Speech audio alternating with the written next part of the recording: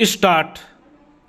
अध्यक्ष जी, मैं भारतीय व्यावसायिक समुदाय से अनुरोध करता हूं कि वे देश की अर्थव्यवस्था के विकास के हित में विदेश व्यापार में वृद्धि में अधिकाधिक योगदान करें। सरकार अपनी नीतियों के जरिए आर्थिक क्षेत्र में अंतर्राष्ट्रीय सहयोग को बढ़ावा दे रही है। भारतीय उद्योगपतियों को इसका लाभ उठाकर आर्थिक प्रगति की प्रक्रिया को बल देना चाहिए।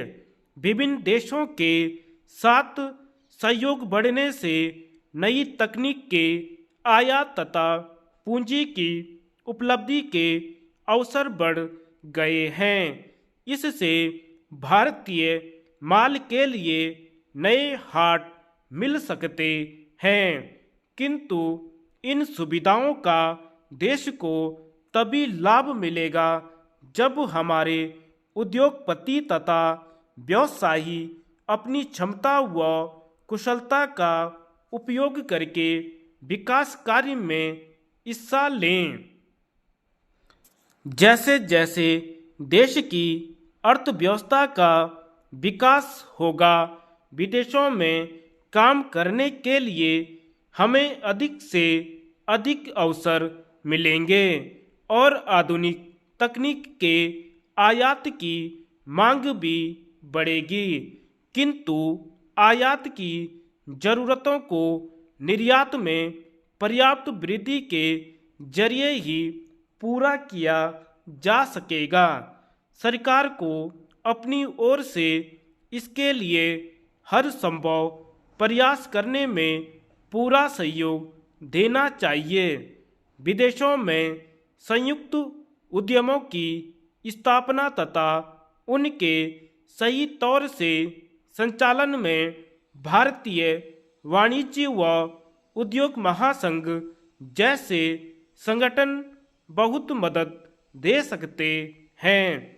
विदेशी वाणिज्यिक संगठनों से संपर्क तथा सहयोग बढ़ाने की भी जरूरत है। साथ ही भारतीय माल को विश्व बाजार में प्रतियोगी बनाने के लिए उपाय किए जाने चाहिए। अंतर्राष्ट्रीय व्यापार में भारत का हिस्सा बढ़ाने के लिए सरकार तथा व्यवसायियों के बीच सहयोग बढ़ाना आवश्यक है।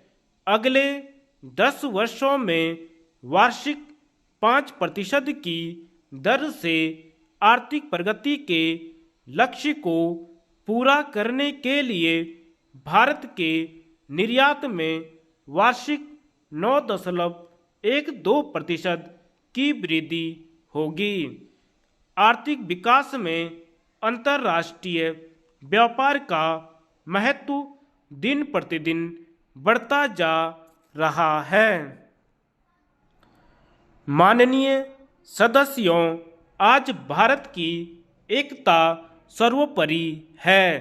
सभी राजनीतिक नेताओं तथा सभी नागरिकों से मेरी अपील है कि वे प्रजातांत्रिक संस्थाओं का सुचारू रूप से संचालन करें और राष्ट्रीय सामंजस्य के लिए एकजुट होकर कार्य करें। सब लोगों को अपने कर्तव्य का निष्ठा से निर्वाह करना चाहिए।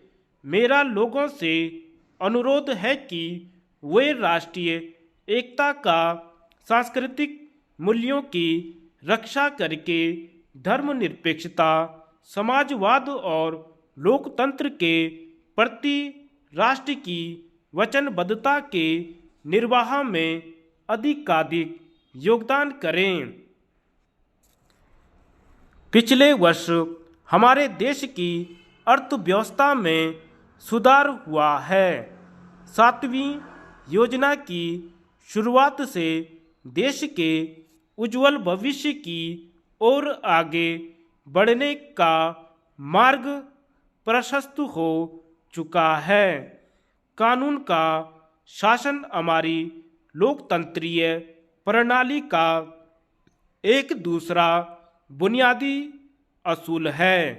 यह हर नागरिक को समान रूप से रक्षा की गारंटी देता है। हमारे देश में कानून के सामने हर नागरिक समान है, इसलिए इसका परिपालन अति आवश्यक है। कानून लागू करने वाली एजेंसियों का फर्ज है कि वे शांतिप्रिय समाज के हितों के लिए कानून को मजबूती से लागू करें।